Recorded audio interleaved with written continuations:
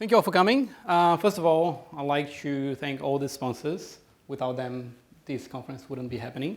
And obviously all the organizers, the volunteers, and you guys. All right, thank you all for coming here. Before I kick off the talk, I just want to show of hands who are currently doing any public speaking. Wow, that's a good number. I wasn't expecting that many people doing talks. That's good. And how many of you are afraid of doing public talks? All of you as well. I think, yeah, I'm afraid as well. I'm pretty nervous right now. So that's the very first time I'm doing a non-technical talk. So I've been doing talks for about 3 years now, but that's the very first time I do a non-technical talk. So that's me stepping out of my comfort zone, right? And a bit of the story of this talk itself. A friend of mine, William, came to Brisbane in one of the user groups that I used to organize. And once he did the talk, I gave him my feedback about the talk. So that's how we do.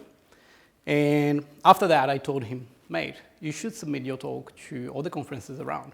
NDC, DDD, any conference that you can find. And he said, mate, I'm not sure if I'm good enough. I'm not sure if my talk is good enough.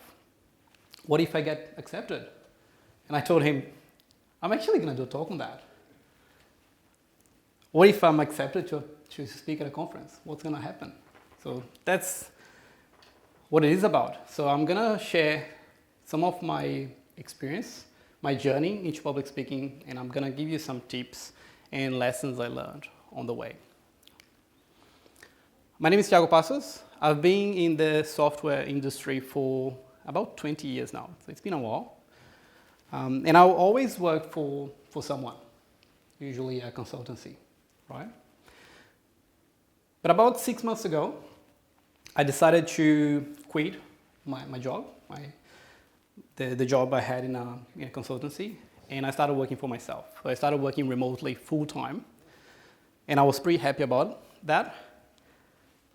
And about 4 months ago, I was talking to my wife, and we decided to take the remote work to a whole new level. So we sold our house in Brisbane, and that's my current office. So we started traveling full-time around Brisbane, around Australia, and that's my house. And I'm working while on the road. But I'm sidetracking a little bit from the public speaking talk. So let's see about the agenda itself. So I'm gonna talk about my journey into public speaking, so how I started until I'm here with you guys. I'm gonna share my process. How do I do to find the subject, put together the talk, how do I prepare myself, and how do I get ready to be here in front of you speaking about something. And then I'm gonna share some of the lessons I learned and some of the tips I got from more experienced speakers, all right? But let's start with my journey. My journey started with this guy here. Does anyone know who this guy is? Right, that guy there. So he's the CEO of a company called SSW. Don't ask me what SSW means, because it doesn't match what SSW does right now. But anyway, it's an awesome consultancy, and it was a turning point in my career. Not only in the public speaking realm, but as a professional in the software industry as well. So when I started at the company, the first thing that Adam tried to get me involved with was, hey Thiago, you gotta do a talk. I wasn't a speaker. I wasn't interested in doing any talks. I was actually pretty scared of doing any talks. I would be scared to hell just for being here in front of you speaking about something. So I said no. I tried to deflect that as much as I could. Every time he would come to me and say, hey Thiago, you have to do a talk, you gotta do a talk, I would just find an excuse. Say, nope, not this time, no, I don't have time. I have a kid, I have 2 kids, I have 3 kids, I don't have time. I don't have time for that. But these are all excuses, right? And in my first year at SSW, they had these retreat in Sydney. So I used to live in Brisbane, and Adam flew my family and I to Sydney to go to this retreat. So at the time, it was only me, my wife, and my eldest son. Now I had 3 kids. And we were pretty excited about it. We were very excited to go from Brisbane to Sydney to spend some time with my colleagues in the Sydney office. So I was pretty excited. But there was a catch. Can anyone guess what the catch was?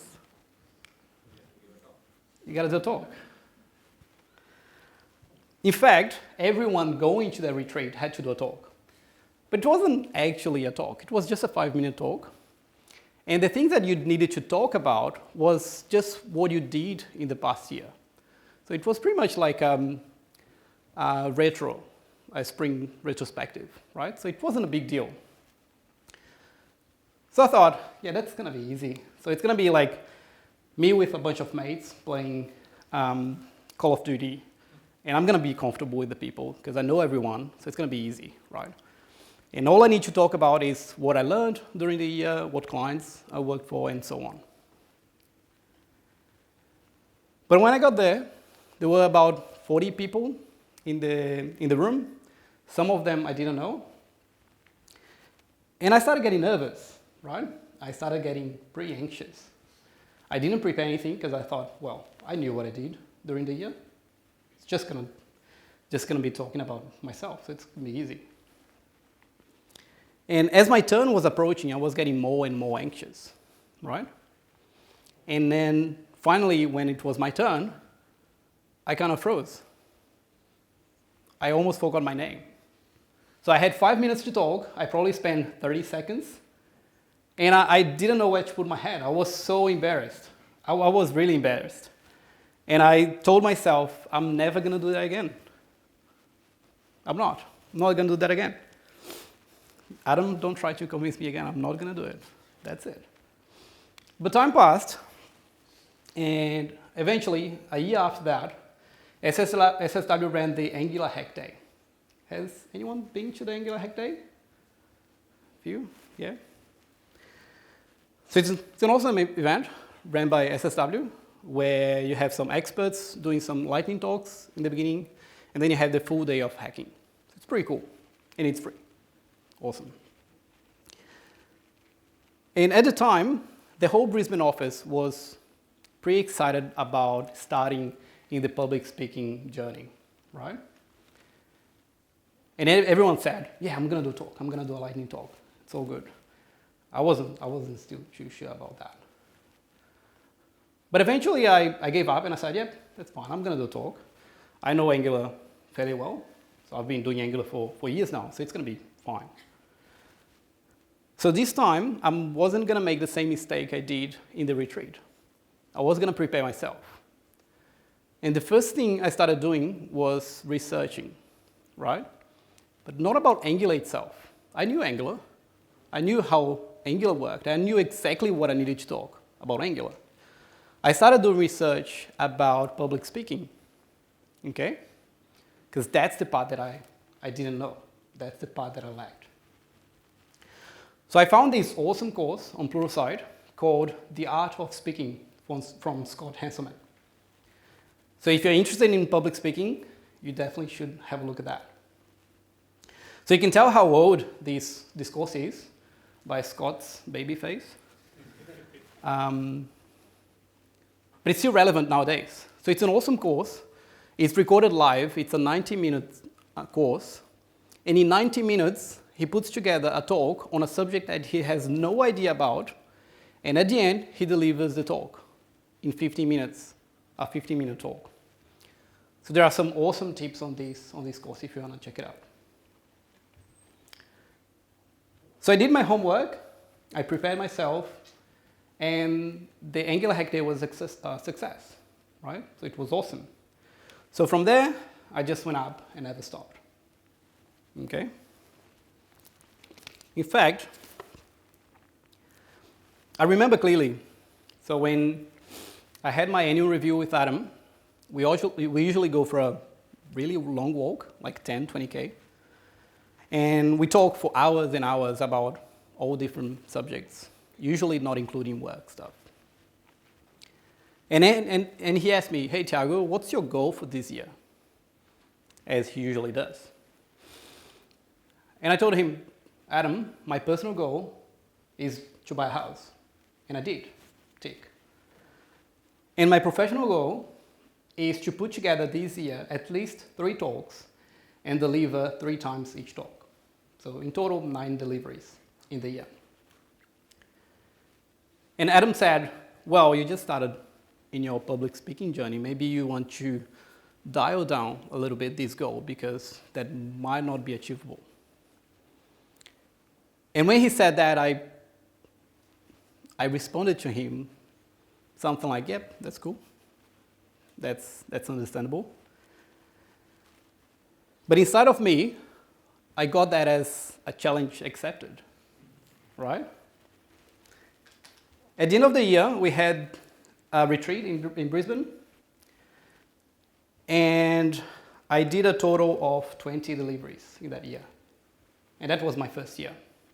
So I did about 7 talks, different talks, and in total 20 deliveries. So I was pretty happy about that, right? So everything started in Brisbane, and then I did a bunch of talks in Sydney, Canberra, Melbourne, and I did several rounds on that. And then in the last year and a half, I went to London, I went to the US, and I went to Oslo. So I did a fair good run in the last couple of years. And hopefully the next years, that's going to be my map. Hopefully. Fingers crossed. So let's talk about my process. And the first thing I do when I started putting together a talk is the subject. And that's probably the hardest thing for anyone to pick a subject to talk about, right? And that's including myself. So what I do with the subject, I usually separate in 3 groups. The first one is the stuff I know, and I'm usually good at. And then I have this stuff that I really want to learn. I might not know anything about, I might know a little bit, and I want to go a bit deeper, but the stuff that I think it's interesting and I want to learn about. And then I have this stuff that people want to learn, right? I know it's trendy, I know people are talking about. So that's how I separate the group. And usually, I find myself here, interestingly enough. I find myself learning something from scratch because I know people want to listen to. Okay? So once I find the subject I want to talk about, I put together the title and the abstract. I'm not the best person at naming things, right? But I try to find a catchy title so people get the attention of that talk. And then I put together the abstract, which is just a brief description of the talk, and off I go. So from there, it's time to submit the talk. Isn't that right? Don't you need to prepare the talk first? Well, not really. It depends. I never prepare a talk before I get accepted. Well, at least for a conference. Because usually what happens is you have a couple of months once you get accepted to the time that you need to deliver the talk, right? So for DDD, for example, you have 2 months. So that's plenty of time. Well, unless you're starting in your public speaking journey now, then you probably need a bit more time, but 2 months is plenty. Once I get accepted, it's time to put together the talk. And that's something that I learned from the art of speaking, which is breaking down the talk, right? For this talk here, I have 45 minutes. So what I try to do is I break down the talk in multiple parts, multiple major sections.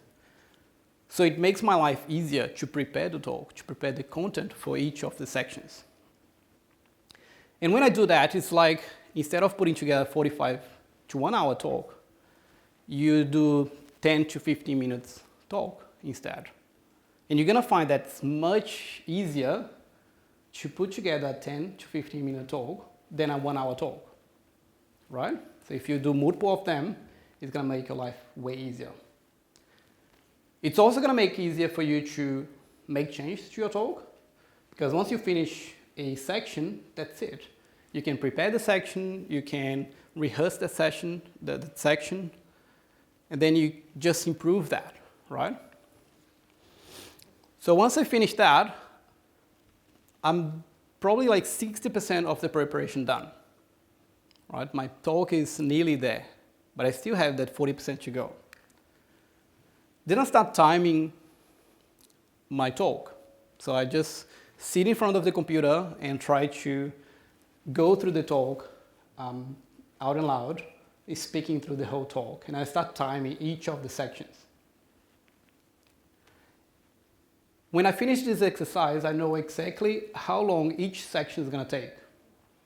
And when I do that, I can put more time on the sections that are more important and reduce time on the sections that are less important, at least for me. So I can add content and remove content to do that, to achieve this goal. So at this point, I have 70% done, and then it's time to record. I know that's a bit silly for some people, but it's really important for you to record. It can be on your phone, it can be on a webcam, it can be in any way you want, right? But it's really important for you to listen to your own voice when you are rehearsing, okay? So you can get comfortable with your own voice. And also, you can put together a bunch of text or a bunch of speeches that you have during your talk, and when you speak out and loud, some of them might not work. So some of them you might get stuck. So it's good for you to prepare and present out and loud.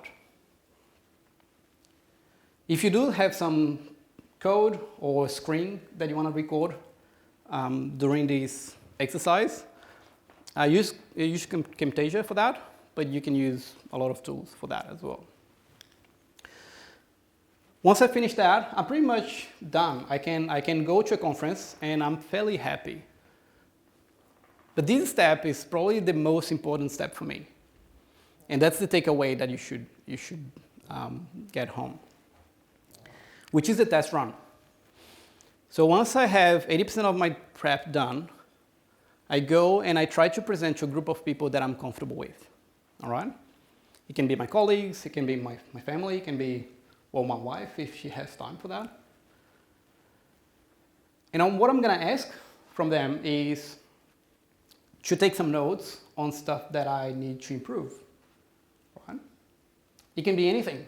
It can be my gestures, my speech, my eye contact. It can be the slide deck, the font is too small, the colors are not good. It can be pretty much anything, right? And when I do that, I'll get the feedback. I'll get the stuff that I think I can improve. And I go back and update my talk, okay? After that, I do some prep again, and I try to get to that people again, so they can see the improvement of the talk, and if they have any more feedback from there, I can improve my talk even further, right? And that's me doing that, just so you see it's not a fake thing. So I really did that. I really did the test run in Melbourne, in the SSW office. Okay, so a bit of the lessons I learned over time. So I've been talking to a lot of people in the last several years about what they did to improve and what challenges they had. So I learned a lot of things over the years. So the first thing is, how do I get started? And for me, I started in an Angular hack day, but I don't count that as an actual start. That was just my very first talk, right? I count this start as being involved in the community.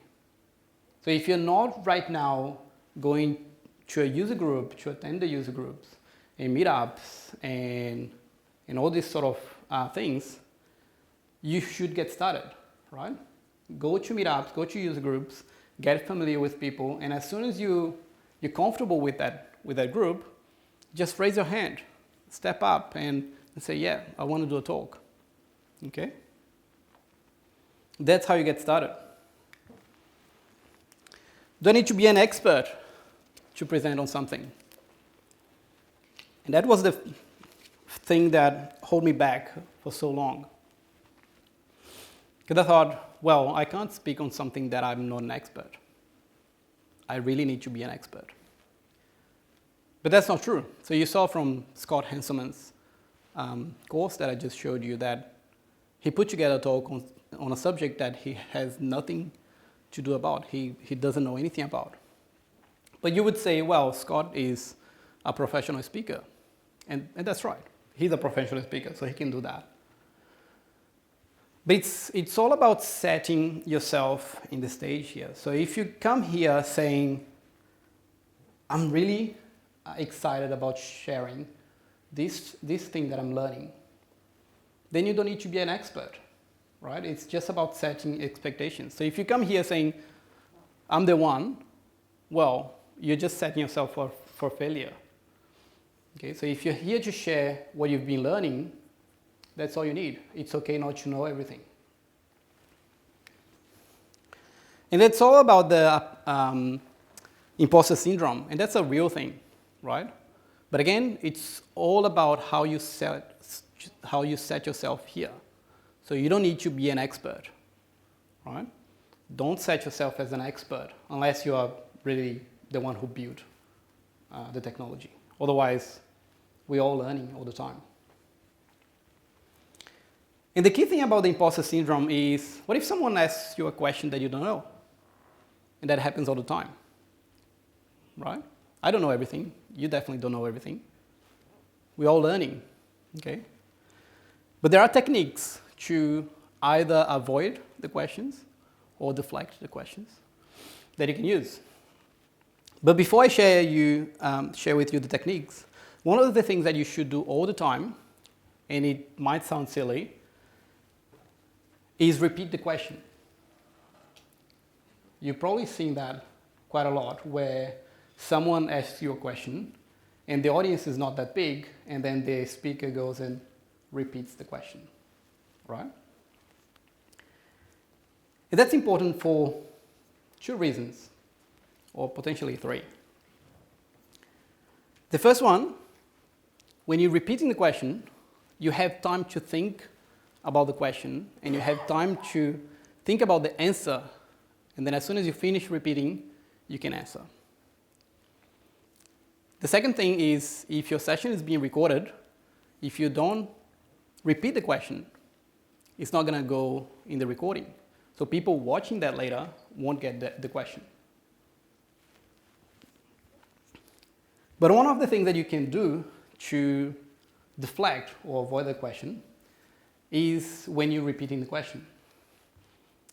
It does take some practice, but when someone asks you a question and you don't really know about that question specifically, you can rephrase the question. And then you can rephrase in a way that you know the answer. So that's one way you can do it. And another way that I've seen people doing is, mate, that's an awesome question. I really wanted to have time to answer this question right now, but why don't you come later and talk to me about it? And then when the guy or the girl comes up to you after the talk to speak about that, you can tell him, I have no idea what you're talking about. But it's going to be good, because then you learn something. You can learn together, right? And then next time, when you present that again, you can tell, hey, I had this question back in Melbourne, and that's what it is. So you're improving your talk every single time you present, which is good. I used to think, and that's something new that I'm just adding now, but I used to think that when you present once, that's it, that's enough. It's time to start putting together another talk. Because for me, when I started, I thought, well, if you present the second time, it's going to be boring, because you're presenting the same thing over and over again. But every time is different. Every time you're adjusting your talk and you're improving, which is pretty good. Do I get nervous before talks? And I think you've seen that people saying that all the time.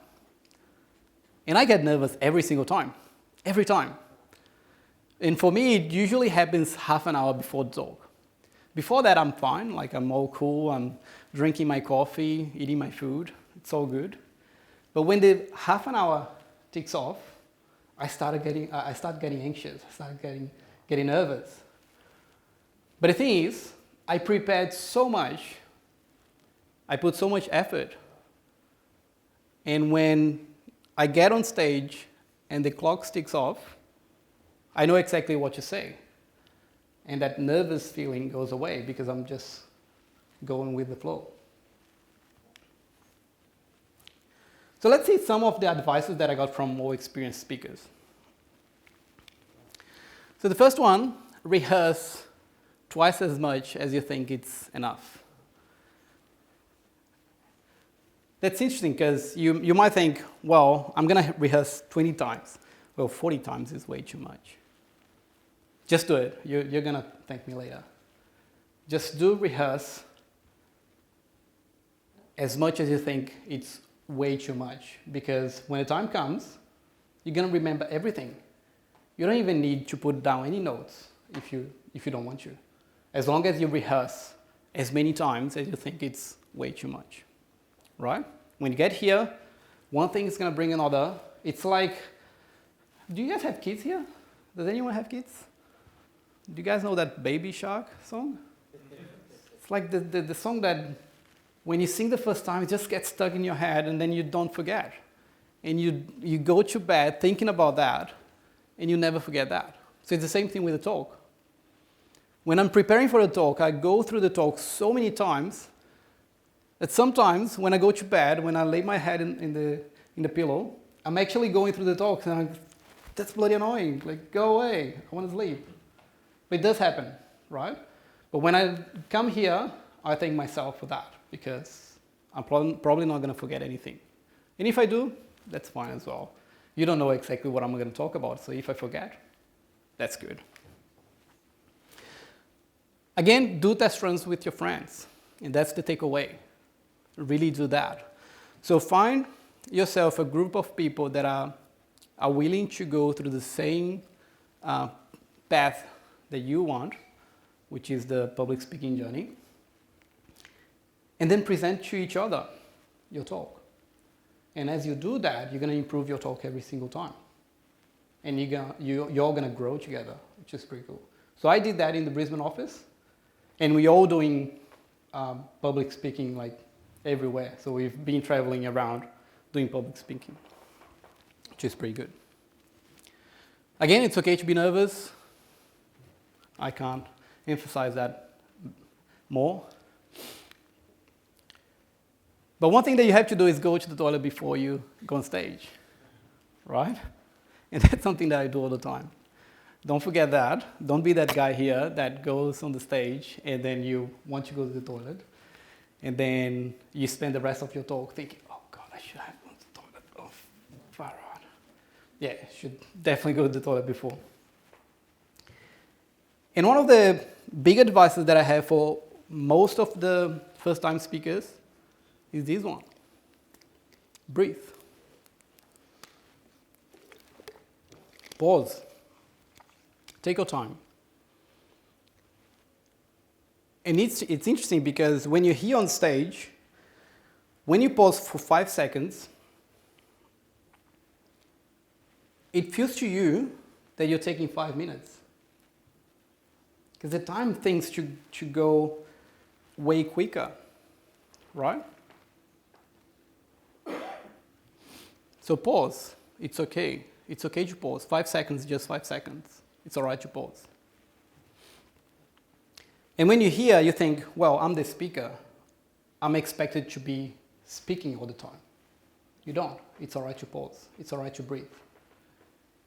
It's even better because when you're speaking non-stop, the audience is going to notice that you're losing your breath, and then you start to catch up with your breath. So just pause. It's all good. And remember that bottle of water you have? Just keep that within arm's reach and use that as a pause as well, right? And one of the things that I heard from a lot of the experienced speakers is this one. The audience is on your side. So everyone who is here right now, they're here to watch the talk, to hear what the speaker wants to tell you, right?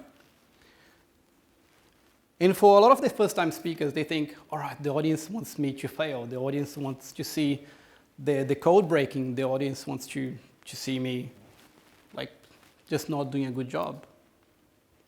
And that's not true. The audience is on your side, right? They want to see you succeed so they can get the best value out of their time, okay? And one of the things that I tell myself about a lot is about the demos. And that's one of the things that I got also from one of a great experienced speaker, is about the demo. If you are going through a demo and the demo fails, you have about 30 seconds to fix that demo. If that doesn't work, just give up.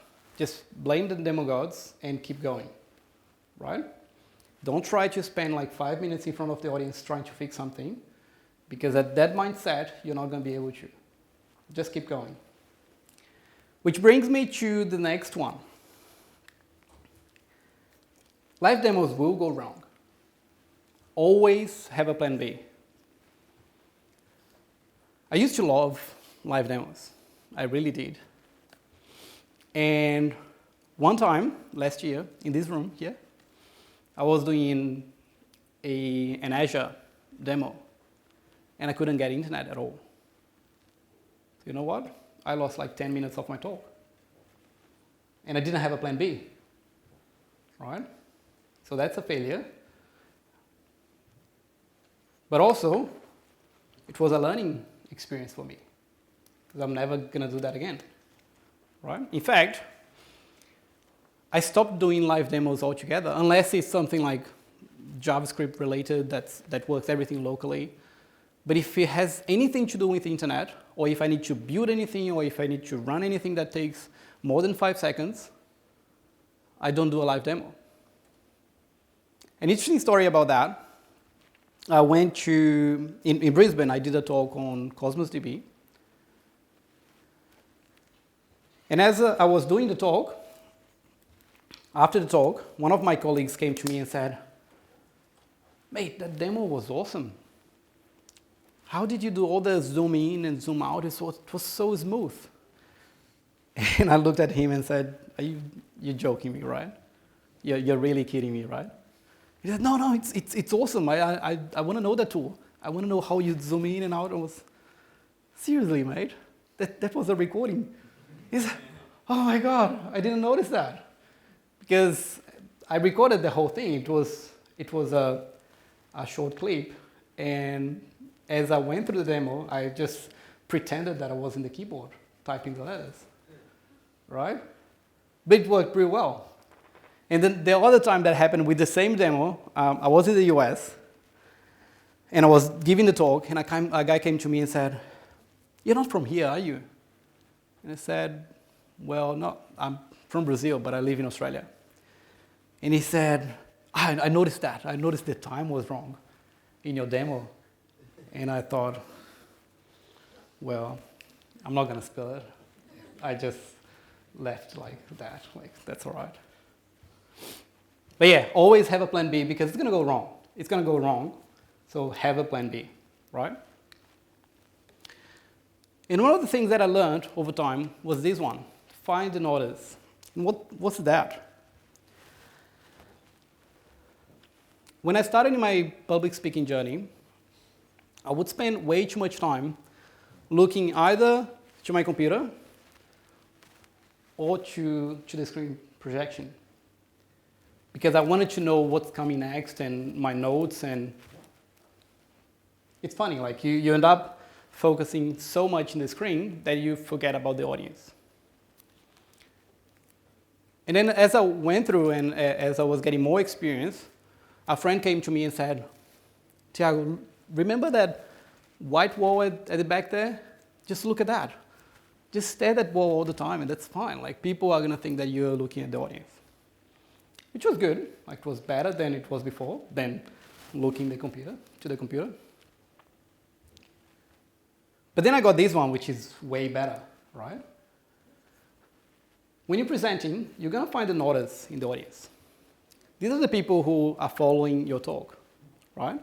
They either understand, they either understand the talk or they agree with something. So find the notice, and then present to them. So just look to each one of them. But please don't stare to only one person the whole talk, otherwise it's not going to be good. It's not going to be comfortable for anyone. And finally, enjoy the ride.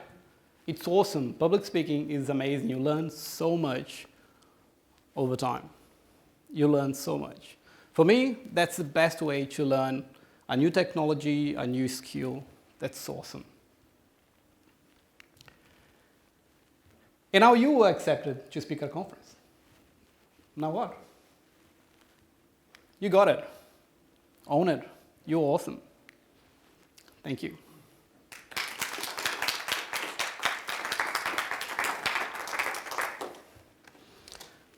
I think we have time for some questions.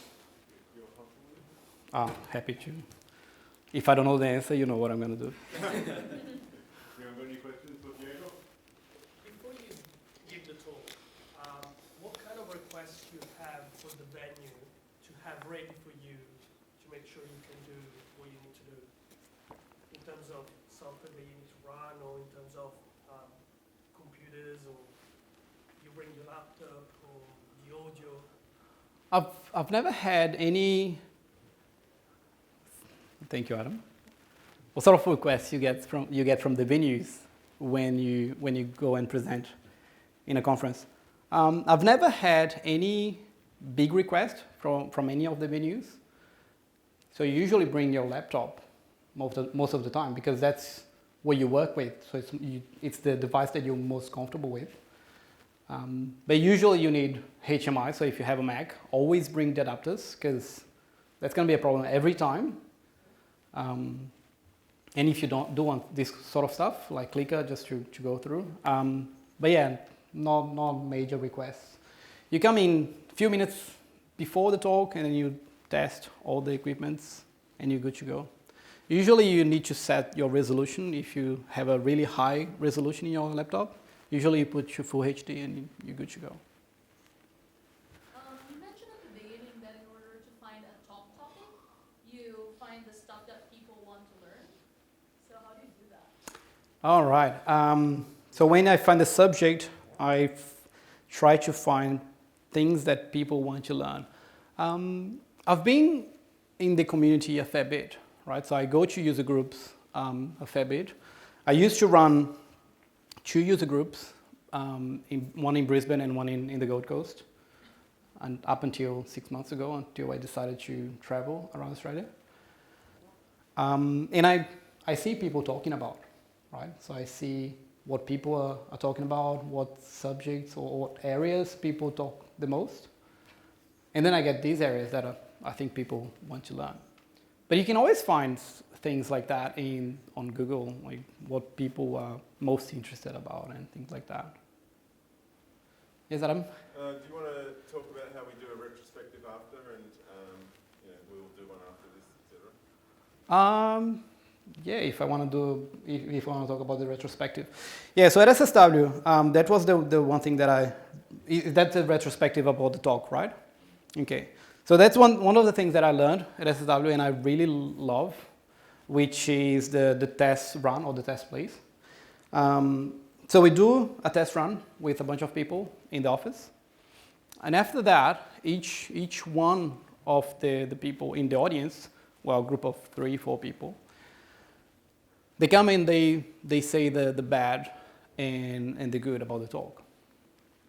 So I go one by one and I start talking about that. So in the one that I did in Melbourne, and Adam was actually online. He wasn't in person there, but he dialed in.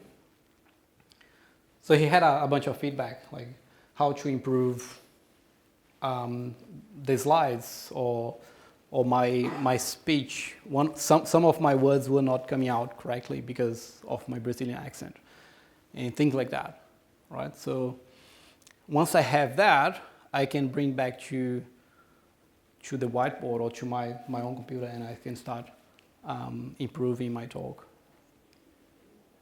So you mentioned that usually, like for example, for DD, you first come up with a topic, then you submit your talk, and then you suddenly prepare? Is there like minimum requirements to submit the talk? It's just like brief idea what you're going to talk about, or they will ask you to like provide some demo? Is that being recorded? Sorry. If there is any minimum requirement for me to put together a subject and submit a talk, not really. Not really. So sometimes I come up with a topic that I really want to learn from scratch. I know anything about it. I just do a brief research on what's that about. I put together the title, the abstract, I submit. If I get accepted, then I have 2 months to learn and put together the talk. I've done that several times. Yeah, and it's for me, it's the best way to learn a new technology, because then you're pushing yourself to the hardest, because, well, you have to present something. So you have to push yourself harder to get to that point. Thank you very much.